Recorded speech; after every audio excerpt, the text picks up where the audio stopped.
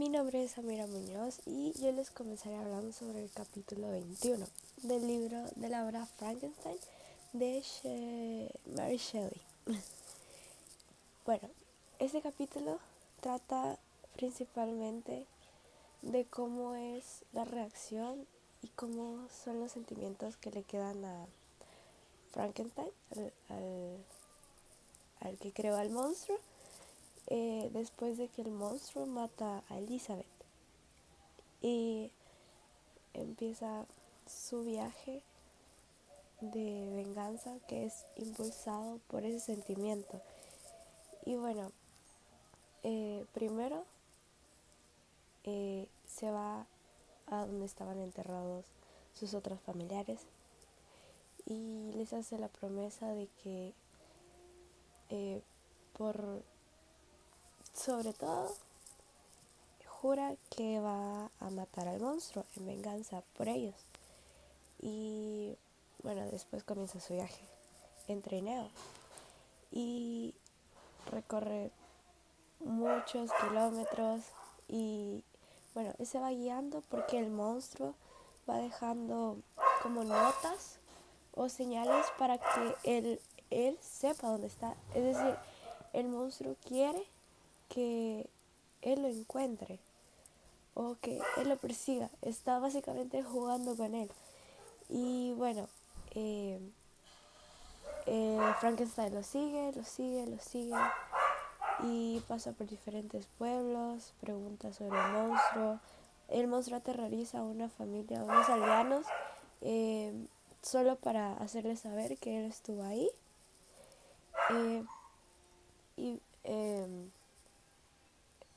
cuando está en una parte, llega a una parte que es como agua congelada. Y bueno, él pasa con el trineo y en eso el hielo se rompe y él se queda atrapado en el agua encima de un pedazo de hielo.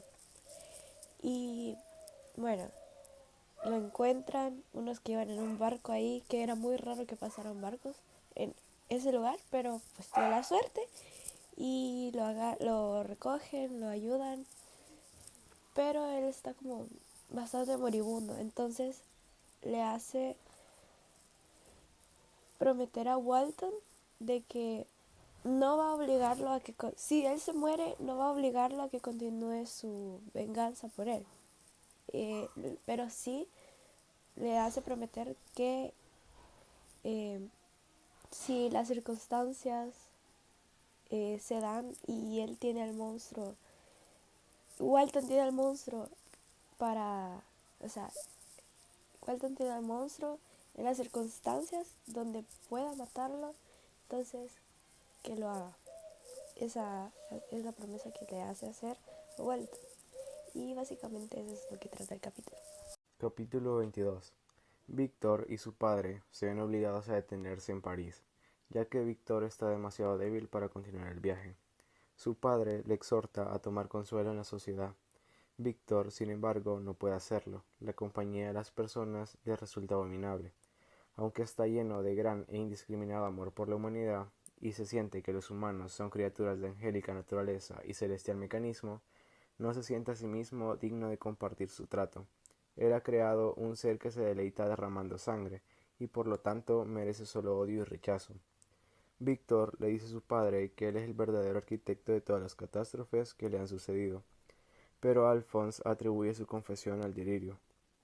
Cuando le ruega que no diga cosas tan terribles, Víctor responde que con mucho gusto habría muerto en lugar de las víctimas, pero no podía sacrificar a toda la humanidad para salvar a los que amaba.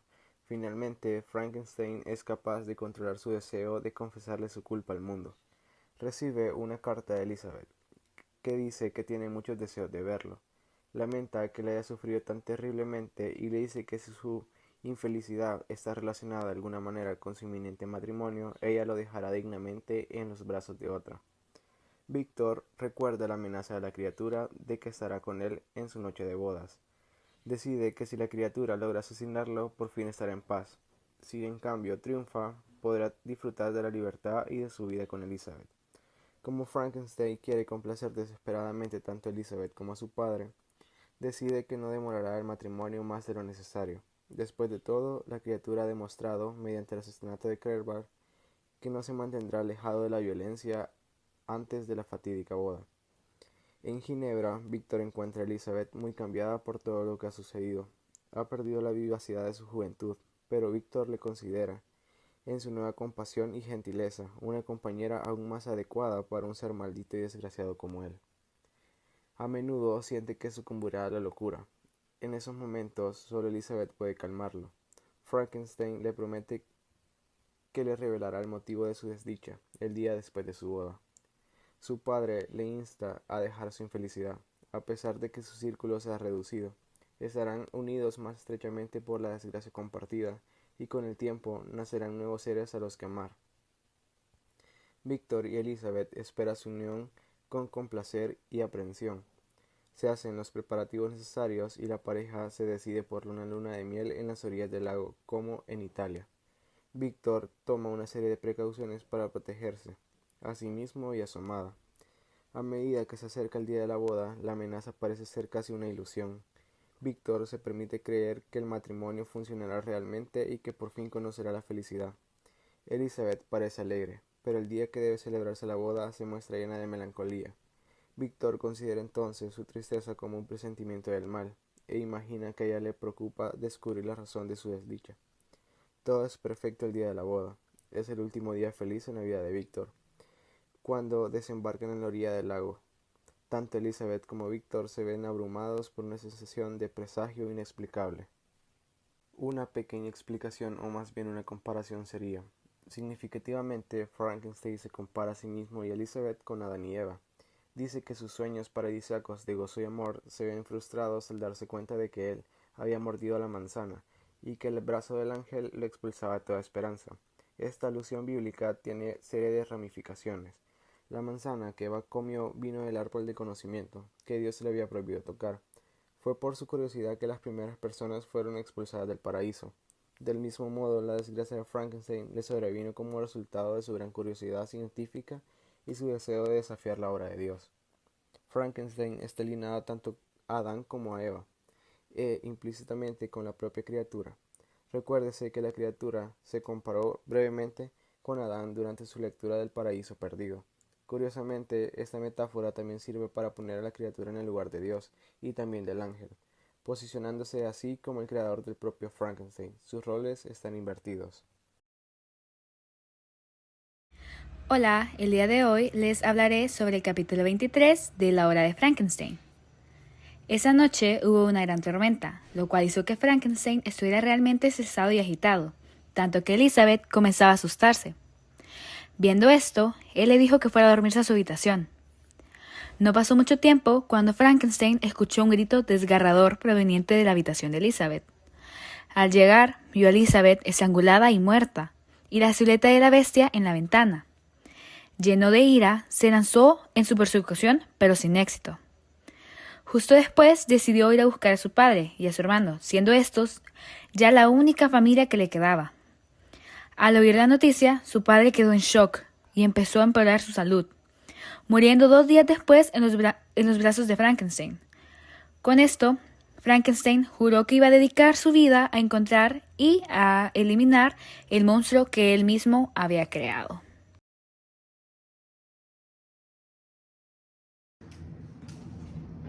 En el capítulo 24 de Frankenstein nos encontramos con un Víctor desdichado, un Víctor desgraciado, desmeritado. Es así como él decide irse de Ginebra, del pueblo en el que vivía, y para esto toma unas joyas de su difunta madre, toma el dinero que tenía y decide irse. Decide irse con el deseo ferviente y el que era lo único en su mente, que era cazar a su monstruo. Esto a toda costa.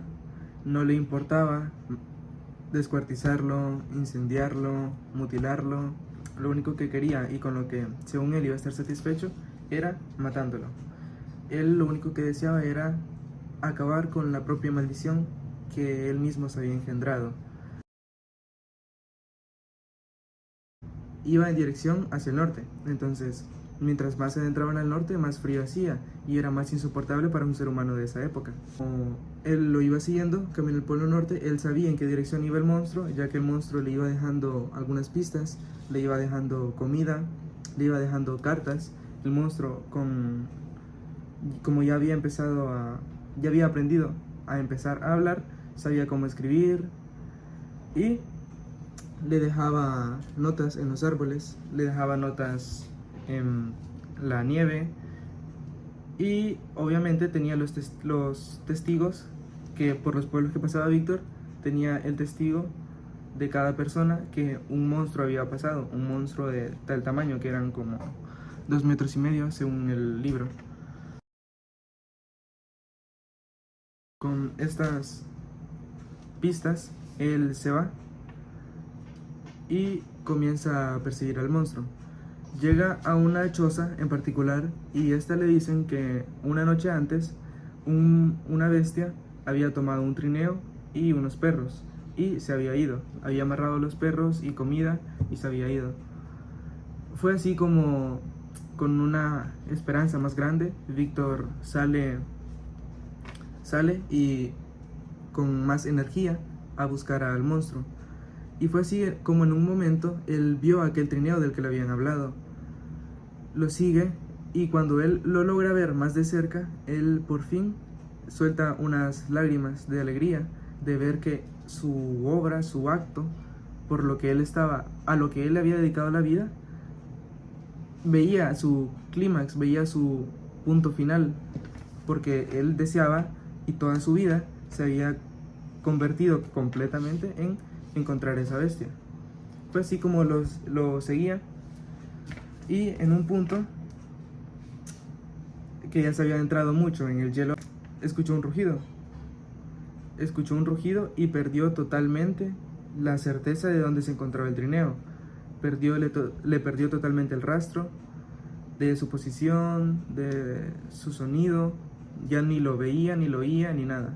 Solamente escuchó el rugido, que era el hielo rompiéndose. Este hielo lo empujó al mar. Fue así como, desgraciado nuevamente, siguió como podía en ese hielo para el norte. Y fue ahí donde encontró el barco, un buque, el buque de Walton, que es el que se mencionaba al principio de la obra. Este buque lo acogió, Walton le habló con él, le ofreció ayuda porque Víctor estaba muy enfermo, muy mal, muy terminal. Y con el pasar del tiempo, Walton iba notando la locura, la elocuencia, la inteligencia desperdiciada de Víctor en el mal relativo.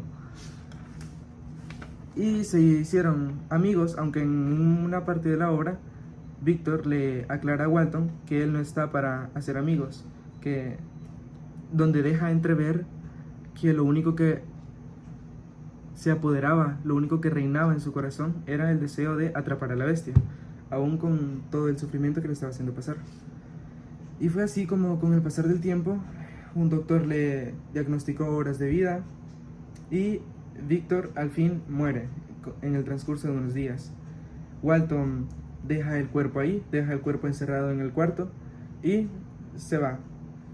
Pero a los momentos escucha ruidos, escucha sollozos, golpes en el cuarto donde estaba el cuerpo muerto y entra y es la bestia, era la bestia de Frankenstein que estaba al lado del cuerpo llorando, porque si recordamos los sentimientos que le había incluido Víctor estaban saliendo a flor de piel, ya que, como dijo la bestia,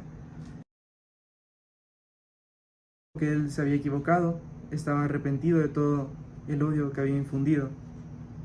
Y vemos como la bestia le dice a Walton que no tiene otro motivo de vida y lo único que hace, que antes el motivo de vida era el odio, la venganza que tenía contra su creador, pero ahora que se había ido, que se había muerto, no le quedaba nada, era un simple vacío, una simple materia que no tenía un porqué para vivir. Y de esta manera le dice a Walton que se va a ir. Así se baja del barco y se adentra en la oscura lejanía del bosque. Es así como acaba esta obra y Frankenstein, el monstruo de Frankenstein, se va a perder con pensamientos suicidas de estar vacío en la vida. Víctor muere y Walton se queda simplemente con el testamento de haberle escrito las cartas a su hermana, las notas que había tomado de los monólogos de Víctor. Y es así como acaba Frankenstein.